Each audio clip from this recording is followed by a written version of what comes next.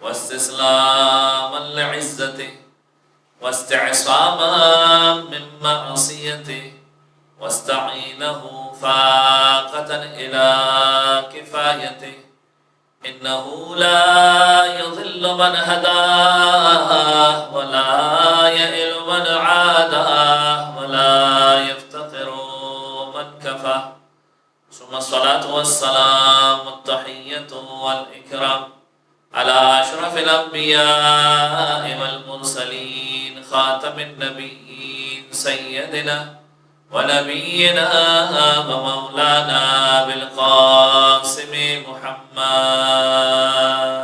اللهم صل على محمد وآل محمد وأهل بيته الطيبين الطاهرين المعصومين المظلومين ولعنة الدائمة على أعدائهم ومنكر فضائلهم وغاصب حقوقهم من يوم ظلمهم إلى يوم الدين.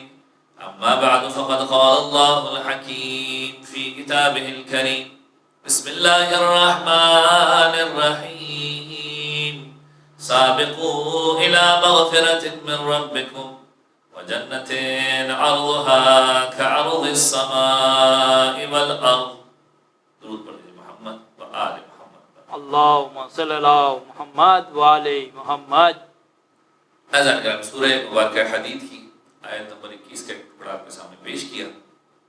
خداوند عالم کہہ رہا ہے کہ اس کی مغفرت کی طرف سبقت کرو، آگے بڑھو، اور اس کی جنت کی طرف آگے بڑھو. اور یہ وہ ماہ مبارک ہے کہ جس کے اندر پروردگار عالم نے جنت کے دروازوں کو کھلا رکھا ہے، مغفرت کے دروازوں کو کھلا رکھا ہے. اور اس ماہ مبارک میں بھی وہ خاص عشرہ مغفرت، اور اس میں بھی ماہ مبارک رمضان کے آخری ایام، یعنی ہر طرف سے پروردگار عالم کی برکتوں کا نزول ہے اور بھرپور قسم کی مغفرت پروردگار عالم انسان کو دے رہا ہے. آخری ایام کی دعاؤں کے اندر بھی اگر آپ جا کے دیکھیں تو انسان یہی دعا مانگ رہا ہے کہ پروردگار یہ ماہ مبارک مجھ سے اس انداز میں نہ گزر جائے کہ تیرا کوئی حق میری گردن کے اوپر باقی رہ جائے، یا میرا کوئی گناہ ایسا باقی رہ جائے کہ جس کی وجہ سے تم مجھ سے سوال کرے. جائیے جا کر دعاؤں کے ترجموں کو پڑھیے تو اندازہ ہوگا کہ اس ماہ مبارک رمضان کے اندر انسان یہی دعا کر رہا ہے. کبھی انسان یہ دعا کر رہا ہے کہ اے پروردگار ہم سے اس رمضان کے حق کو لے لے اور ہمیں محروم لوگوں میں قرار مت دینا، ہمیں مرحوم لوگوں میں قرار دینا. مرحوم کا مطلب جن پر خدا کا رحم ہوا ہو. تو پروردگار عالم انسان کو مغفرت دینے کے لیے تیار ہے. کل میں نے اپنی خدمت میں ایک موضوع شروع کیا تھا کہ انسان خداوند عالم کی مغفرت کی طرف سبقت کرے، توبہ کی طرف سبقت کرے. اور گفتگو یہاں پر ختم ہوئی تھی کہ جب انسان خدا کی بارگاہ میں جاتا ہے توبہ کے لیے تو وہ انسان پروردگار عالم کو بڑا پسند ہے. اتنا پسند ہے کہ پروردگار عالم اس کا انتظار کر رہا ہوتا ہے کہ آئے اور خداوند عالم خوشی محسوس کرتا ہے. کل میں نے آپ کی خدمت میں روایت پیش کی. اب روایتوں کے اندر سنیے کہ جب انسان پروردگار عالم کی بارگاہ میں معافی مانگنے کے لیے آتا ہے، دیکھیں معافی کس طرح سے مانگنی ہے، کن چیزوں کی مانگنی ہے، قبول ہوگی یا نہیں ہوگی اس کے اوپر میں بعد میں بات کروں گا، اور ممکن ہے کہ کل کی گفتگو بھی میں اسی عنوان کے اوپر آپ کے سامنے پیش کروں. لیکن پہلے سن تو لیجئے کہ پروردگار عالم کتنا ثواب اور اجر دے رہا ہے. یعنی صرف اس کی بارگاہ میں آ کر ایکسکیوز پیش کرنے کا کہ پروردگار غلطی ہو گئی، عذر پیش کر دو آ کر، پروردگار میں گناہگار ہوں، تیری بارگاہ میں آ کر سرنڈر کر رہا ہوں. اور پھر پروردگار عالم کتنا خوش ہوتا ہے جب تم آ کر خدا کی بارگاہ میں اپنی معافی کو پیش کرتے ہو. تو پروردگار عالم، آپ روایتوں کے جملے دو روایتیں سنیے. ایک رسول اکرم ختم مرتبہ حضرت محمد مصطفیٰ صلی اللہ علیہ وآلہ وسلم فرماتے اس توبہ کے فائدے کو سمجھو. یہ توبہ وہ ہے کہ جب تم خدا کی بارگاہ میں آتے ہو توبہ کرنے کے لیے، پروردگار عالم اتنا خوش ہوتا ہے کہ تمہارے اعضاء و جوارح کو حکم دیتا ہے کہ اس کے گناہوں کی پردہ پوشی شروع کر دو. یاد رکھیے انسان کے جب گناہ لکھے جاتے ہیں دعائے کمیل کو جا کر پڑھیے، آخری حصے کے اندر کچھ جملے ہیں کہ پروردگار عالم نے کچھ فرشتوں کو مقرر کر کے رکھا ہے کہ جو ہمارے گناہوں کو تحریر کر رہے ہوتے ہیں، اور ہمارے اعضاء و جوارح کے ساتھ ساتھ گواہ بن رہے ہوتے ہیں، اور پھر خود خدا اس سے بڑھ کر ہمارے اعمال کو دیکھ رہا ہوتا ہے۔ یعنی 3 قسم کے معاملات ہیں، کچھ لکھنے والے موکلین ہیں، پھر ہمارے اعضاء و جوارح بھی ہیں، اور پھر خداوند عالم کی ذات۔ خداوند عالم اعضاء و جوارح کو کہتا ہے کہ ان کے گناہوں کی پردہ پوشی کرنا شروع کر دو۔ اس بندے نے آ کر معافی مانگ لی ہے، جو گناہ کر چکے تھے، جو غلطیاں کر چکے تھے، پردہ ڈالنا شروع کر دو۔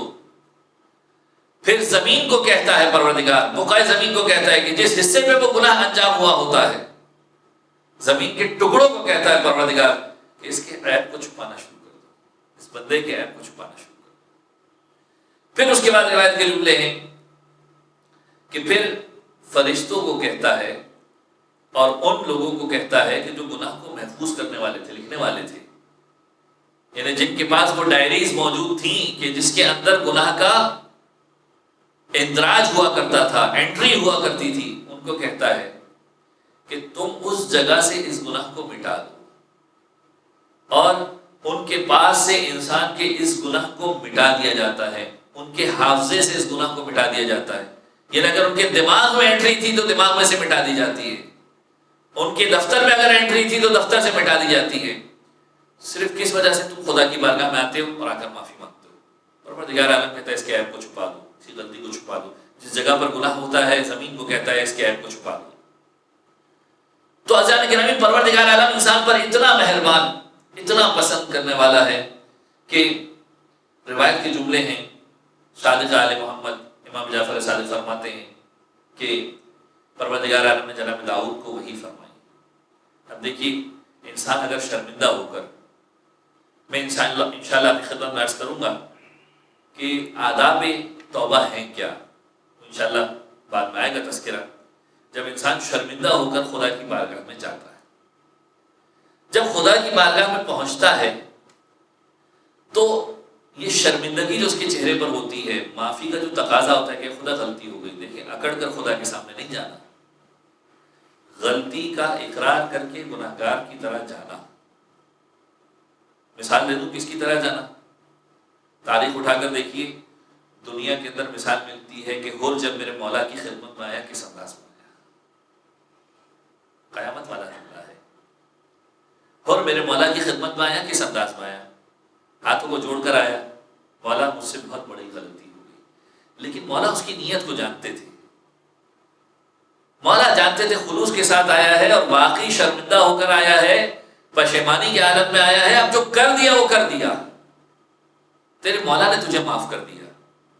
امام دنیا کے اندر بتا رہے ہیں کہ دیکھو پروردگار عالم بھی اسی انداز میں معاف کرے گا، تم خدا کی بارگاہ میں آ کر دیکھو،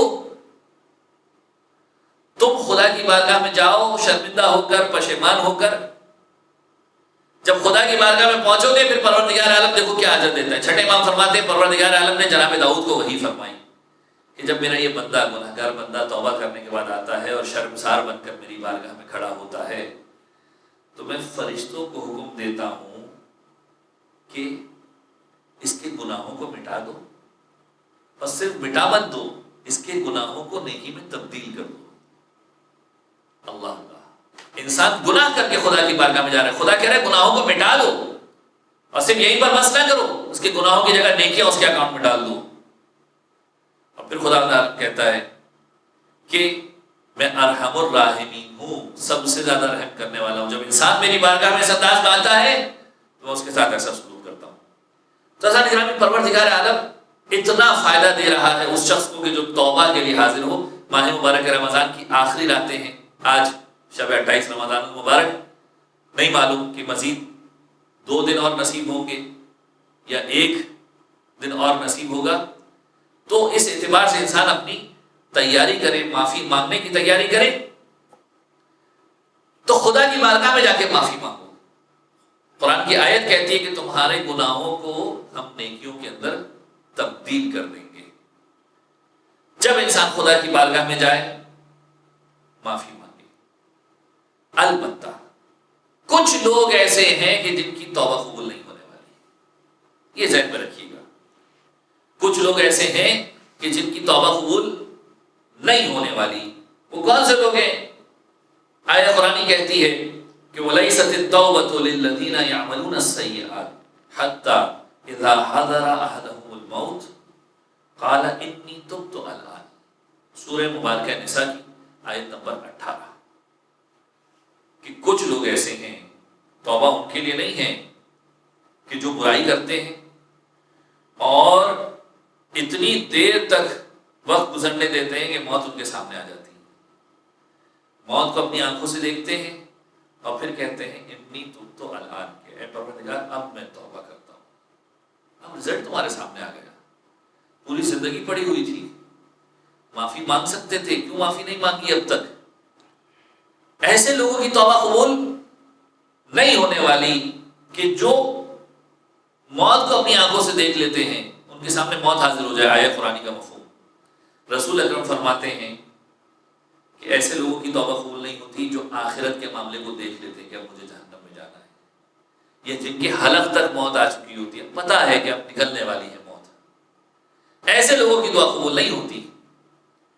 امام حشتم امام رضا علیہ السلام ایک روایت کے اندر فرماتے ہیں کہ اگر تم سمجھنا چاہتے ہو کہ کس کی توبہ قبول نہیں ہوتی تو فرعون کی مثال سامنے ہے کہ جب وہ دریا کے اندر غرق ہونے لگا، فرعون کا قصہ آپ کے ذہن میں ہونا چاہیے. جب وہ دریا کے اندر غرق ہونے لگا تو کہنے لگا کہ میں موسیٰ کے رب کے اوپر ایمان لا رہا ہوں. قرآن مجید اٹھا کر دیکھیے، تفسیر پڑھ کے دیکھیے. آخری وقت کے اندر کہ جب غرق ہونے والا ہے، اسے پتا ہے کہ اب مر جاؤں گا، کہنے لگا اب میں ایمان لے کر آتا ہوں.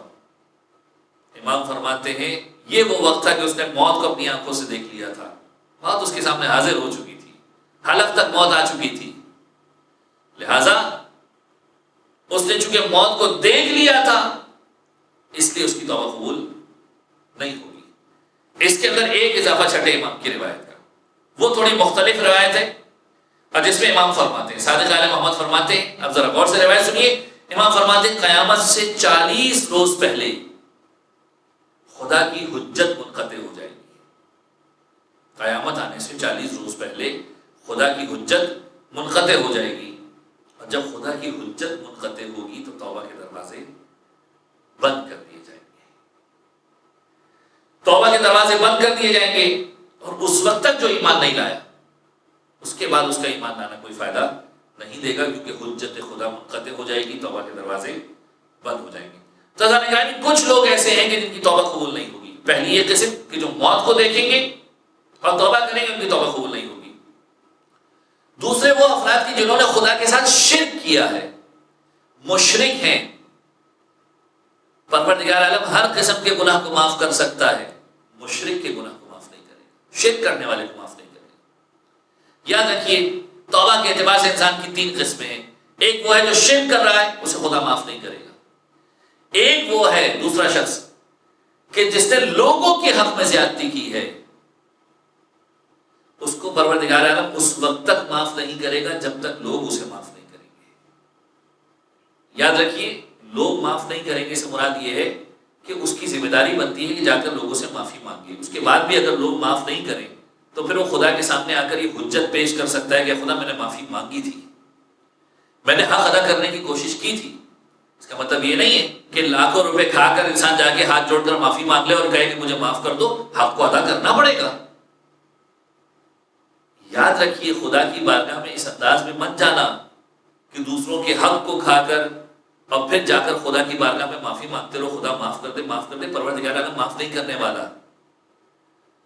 تیسری کیٹیگری جب انسان خدا کے حق میں جو معاملات ہیں، نمازیں کچھ قضا ہو گئی، روزے کچھ قضا ہو گئے، جو خدا اور انسان کے درمیان کے معاملات ہیں، اس میں اگر انسان جا کر خدا سے معافی مانگتا ہے، پروردگار عالم اس میں معاف کر دے گا، اس میں خدا معاف کر دے گا، کیونکہ یہ تمہارا اور خدا کے درمیان کا معاملہ تھا. لیکن جو دوسری قسم ہے، جب تک حق ادا نہیں کرو گے، معاشرے کی پریشانی یہ ہے کہ انسان لوگوں کا حق غصب کر کے یہ سوچتا ہے خدا سے معافی مانگوں گا خدا معاف کر دے گا. یاد رکھیے بڑا غفور و رحیم ہے، لیکن وہ یہ جانتا ہے کہ عدل کس طرح سے کرنا ہے. یہ خدا کے عدل کے تقاضے کے خلاف ہے کہ تم ایک انسان کو نقصان پہنچا رہے ہو، اس کے حق کو ادا کرو. عزیزان گرامی، دنیا میں آپ کو بہت سارے ایسے لوگ ملیں گے اور انہیں دیکھ کر یہ مت سمجھیے گا جو مسجد میں بیٹھا ہوا کونے پر بہت زیادہ کوئی رو رہا ہو سکتا ہے ولی خدا ہو. میں یہ نہیں کہہ رہا کہ ولی خدا نہیں ہو سکتا، لیکن کبھی کبھار انسان کے رونے کی وجہ کچھ اور ہوتی ہے.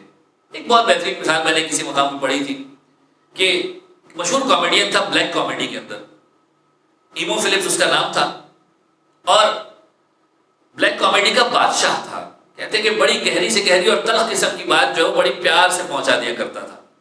ایک جگہ پر کامیڈی شو کر رہا تھا، ہزاروں کا مجمع اس کے سامنے اسے دیکھنے کے لیے بیٹھا ہوا تھا. تو اپنی زندگی کی تلخی کا تذکرہ کرنے لگا کہ میں نے بچپن بڑا سختی میں گزارا ہے. کہنے لگا کہ میرا باپ پکا کیتھولک تھا اور وہ دین کو سختی سے عمل کرتا تھا. پھر کہتا ہے کہ میرے باپ نے دین سیکھا تو تھا لیکن سمجھا نہیں تھا. دیکھیں بڑے عجیب و غریب جملے وہ کہہ رہا ہے. کہتا ہے میرے باپ نے دین کو سیکھا تو تھا لیکن سمجھا نہیں تھا. پھر کہتا ہے میں نے دین کو سمجھ لیا. اور پھر خود کہتا ہے کیسے سمجھا؟ کہتا ہے میں نے دعا مانگی خدا سے کہ خدا مجھے بائک دے دے، نہیں ملی. دوسرے دن جا کر میں نے چوری کر لی، بائک مل گئی. سارے کے سارے لوگ ہنسنے لگے. دیکھیے بڑا اہم پیغام دینا چاہتا ہے وہ. یہ صرف لطیفہ نہیں ہے، آگے کی بات سنیے. کہتا ہے میں نے بائک چوری کر لی، بائک مل گئی. مجھے سمجھ میں آ گیا کہ مذہب کیسے کام کرتا ہے.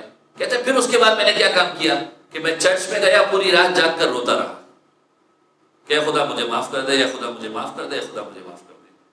مجمع پھر ہنسنے لگا. کہتا ہے خدا کی بارگاہ میں جا کے رو لو گے ضمیر ہلکا ہو جائے گا. پھر اس کے بعد وہ کہتا ہے خاموشی سے جب مجمع کی ہنسی ختم ہوئی تو کہنے لگا جب کسی ایسے شخص کو کہ جس کے پاس دنیا کی ساری سہولتیں موجود ہوں کبھی کسی کونے پہ بیٹھ کر روتا ہوا دیکھو تو سمجھ جانا کہ وہ دین سے زیادہ چوری پر یقین رکھتا ہے. دنیا میں آپ کو ایسے بہت سارے لوگ ملیں گے. یاد رکھیے ایسے افراد خدا کی بارگاہ میں جا کر اگر گڑ گڑا بھی رہے ہوں گے خدا تعالیٰ ان کی معافی کو قبول نہیں کرنے والا جب تک انسان کے حق کو ادا نہیں کر دیں گے، جب تک لوگوں کے حق کو پورا نہیں کر دیں گے. اہل بیت علیہ السلام کے پاس وہ لوگ بھی آئے کہ مولا ہمیں معافی مانگنی ہے، ہمیں خدا کی بارگاہ میں جانا ہے، توبہ کرنی ہے، کیا کریں؟ علی بن حمزہ روایت نقل کرتے ہیں کہ ایک شخص کے جو بنی امیہ کے دور سے ان لوگوں کے ساتھ کام کرتا تھا اور ظالم حکومت کے اندر کام کرتا تھا، مختلف قسم کے لوگوں کے حق کھا کر بیٹھا ہوا تھا. ایک مرتبہ کہنے لگا کہ مجھے چھٹے امام سے ملنا ہے. امام کے پاس آیا، کہنے لگا مولا خدا سے معافی مانگنا چاہتا ہوں، توبہ کرنا چاہتا ہوں، بڑے غلط کام کیے، اب کیا کروں؟ امام علیہ السلام نے پہلا کام کیا کیا. اب دو الگ الگ قسم کی روایتیں ایک مقام پر 5ویں امام کے اعتبار سے روایت موجود ہے کہ اس نے آ کر کہا کہ میرے پاس لوگوں کا بڑا حق ہے، کیا مجھے خدا معاف کر دے گا؟ امام نے کہا نہیں کرے گا خدا. یہ دوسری روایت ہے جس میں آ کر امام کے پاس کہہ رہے کہ مولا کیا کروں؟ امام فرما رہے ان تمام لوگوں کی فہرست بنا جس کا حق تیری گردن پر ہے. فہرست بنانے کے بعد ان تمام لوگوں کو ان کی امانتیں پہنچا دے. اگر تو یہ کام کرنے میں کامیاب ہو گیا اور پھر خدا سے توبہ کرے گا تو تیری جنت کی ضمانت میں دیتا ہوں. یعنی چھٹے امام کیا فرما رہے ہیں کہ پہلے تم حقوق العباد کو صحیح سے ادا کر دو، لوگوں کے حق کو ادا کر دو، اور لوگوں کے حق ادا کرنے کے بعد پھر جب تم خدا کی بارگاہ میں جا کر معافی مانگو گے، پھر جب تم خدا کی بارگاہ میں جا کر گریہ وزاری کرو گے، اپنے گناہوں کی معافی مانگو گے، تو یاد رکھنا تمہارا امام تمہاری جنت کی ضمانت دے گا.